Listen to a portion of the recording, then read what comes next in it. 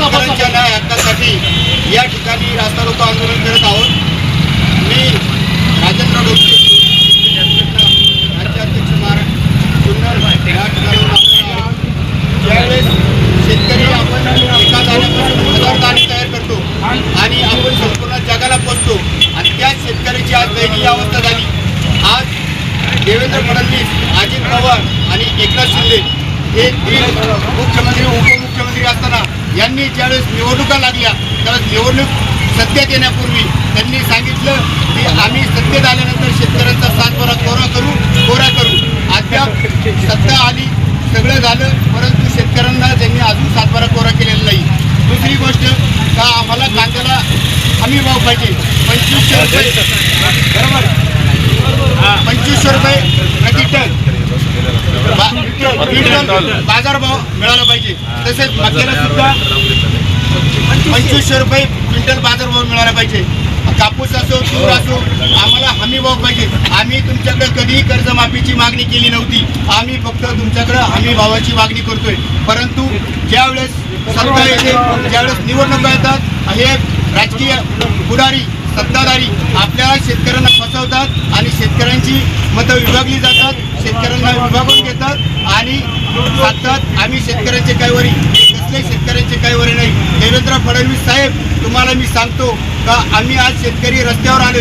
तुम्ही ज्यावेळेस आमदार बच्चूभाऊ कडूंनी आंदोलन केलं त्यांना तुम्ही सांगितलं 30 तारखेपर्यंत तुम्ही थांबा, आम्ही शेतकऱ्यांना कर्जमाफी देतो।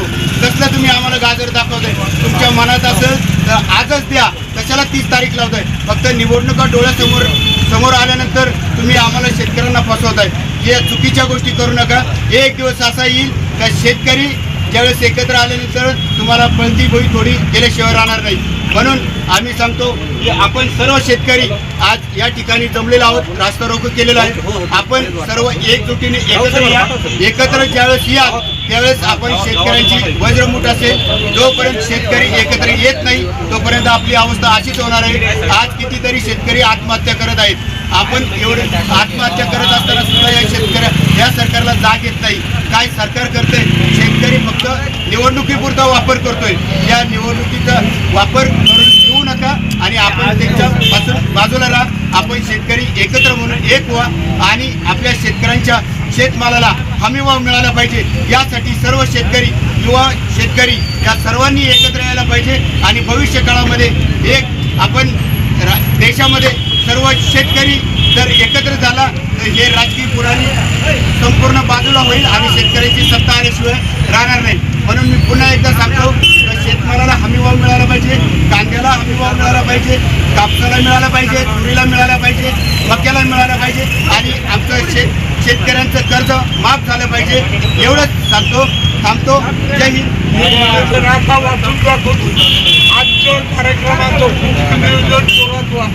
एका अर्ज निवेदन आहे माननीय फडणवीस साहेब, मुख्यमंत्री महाराष्ट्र शासन मंत्रालय मुंबई याच विनंतीविषयी स्वतंत्र भारत संघटना काही शरद जोशी यांच्या आदेशाचे पालन करावे। विषय कर्जात फसलेल्या शेतकऱ्यांच्या आत्महत्या कर्जमुक्तीबाबत संदर्भ सर्वोच्च न्यायालयाचा निकाल सिव्हिल अपील क्रमांक 543 1986 बँक ऑफ इंडिया कर्ण रंगाराव निर्णय दिनांक 20 जून 1994 AIR LCW 2721 व रिझर्व्ह बँक ऑफ इंडियाची शेती कर्ज विषयक परिपत्रके 14/3 1972 5/10 1974 13/3 1976 17/8 1976 28/2 1978 बँकिंग रेग्युलेशन ॲक्ट 2135 46 47 आणि सिव्हिल प्रोसिडिंग कोड कलम 34।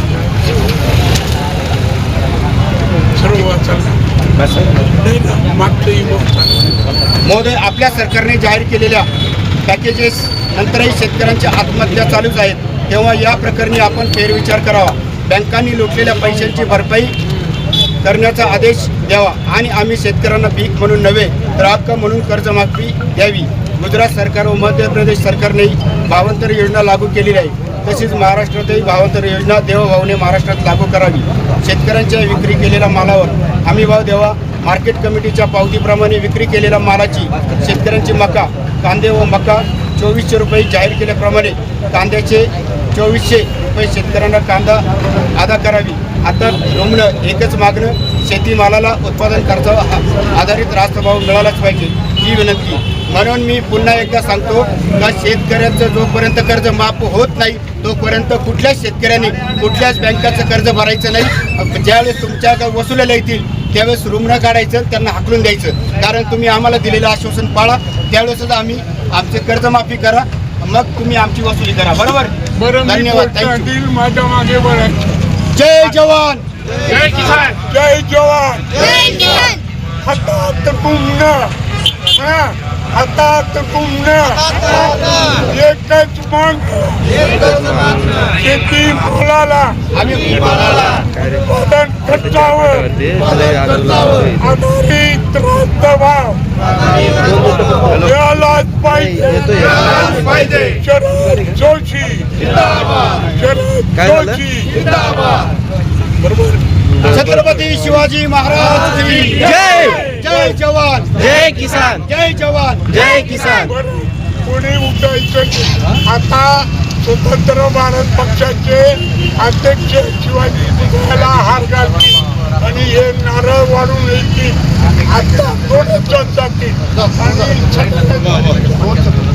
हा पहिला हा पुढे काय निवेदन थांबा. आजचा जो हा आंदोलन आहे हे कुठल्याही पक्षाचं नाही, फक्त शेतकरी हा स्वयंस्फूर्तीने आलेला आहे. आणि आम्हाला जसं माहिती पडलं आम्ही सुद्धा शेतकरी म्हणून आलेलो आहोत. खरं पाहिलं असता आज मक्याचा भाव 1000 ते 1200 रुपये 1400 रुपयेपर्यंत गेलेला आहे. बघा, हे कष्ट करून काही मिळत नसेल, रोजच होतात आत्महत्या, याकडे कोणी बघत नसेल. पण मी म्हणतो माझ्या शेतकरी भावांनो, आपण जर का एकीनं आलो, एकही हरामखोर आपल्यावर अन्याय करू शकत नाही. खरं पाहिलं असता नौकरदार भाऊ आहेत माझे, कुठले जाती धर्माचे एका ठिकाणी 1 रुपया तुटत असेल तर सर्व एकीने लढतात. तसं आपण सुद्धा शेतकरी भाऊ सर्व जाती धर्माने जर का एक आलो तर या राजकीय नेत्यांना मंत्र्यांना घराच्या बाहेर सुद्धा निघू देऊ शकत नाही. एवढी ताकद आपल्यात आहे. आणि खरोखर शासनानं आपल्याला 2400 रुपये भाव जाहीर केलेला आहे. हमी भावापेक्षा कमी भावानं घेणाऱ्या व्यापाऱ्यावर गुन्हा दाखल करणे हा खुद मुख्यमंत्री साहेब सांगतात. आणि आज ते आपली लुटेरीची भूमिका आलेली आहे. याला कारण असेल तर आपण आहोत शेतकरी भावांनो, आपण एकीनं का येऊ शकत नाही आणि शेतकऱ्यांवर अन्याय का होतो याला कारण सुद्धा आपण आहे. आपण प्रत्येकाला अधिकार आहे, हक्क आहे विचारण्याचा. आमचा हमी भाव आहे 2400 रुपये जाहीर केलेला आहे. त्याप्रमाणे विक्री का होत नाही आणि कोण कारण आहे याला? खरं पाहिलं असता शेतकरी भावांनो, फक्त जागृत व्हा. दर दिवशी 8 ते 10 शेतकरी शेतीच्या जाचाला कंटाळून आत्महत्या करतात. पण मी सांगतो, जे का होत आहे शेतकऱ्यांना, शासनकर्त्यांना आपण कोणी विचारत नाही. पक्षासाठी आपण सर्व काम करतो. शेतकऱ्यापासून ते शेतकऱ्याच्या मुलापासून पक्षासाठी धावतात आणि आपल्या हक्काच्या लढाईसाठी काय येऊ शकत नाही. मी सांगतो माझ्या भावांनो, आपल्यावर अन्याय होत आहे. कुठल्याही स्टेजला गेल्यावर आपण हे लावून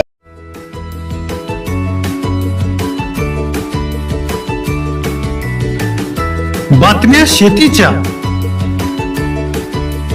बातम्या मातीच्या, बातम्या अन्यायाच्या, गुन्हेगारीच्या,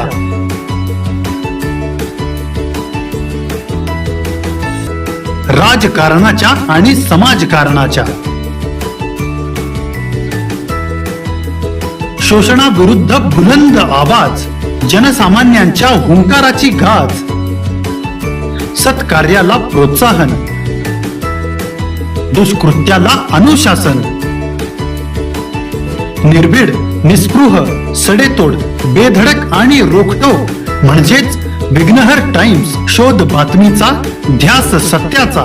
आपलं चॅनल, आपली बातमी. सबस्क्राईब तर कराच, पण बेल आयकॉनवर क्लिक करायलाही विसरू नका.